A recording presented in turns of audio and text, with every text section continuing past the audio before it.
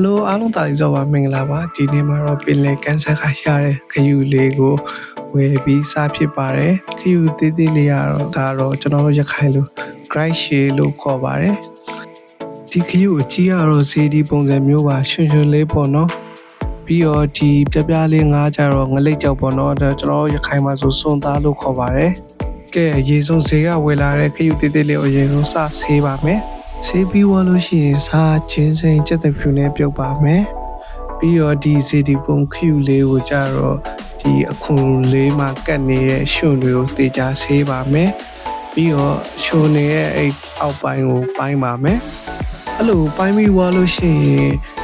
စားချက်တဲ့ဖြူချင်းစိန်တရုတ်ကောင်းစစ်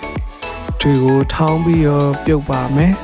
ကျွန်တော်တို့ရခိုင်မှာဒီစီဒီပုံခယူကြတော့မရွက်စီလို့ခေါ်ပါတယ်ပြီးတော့ဒီ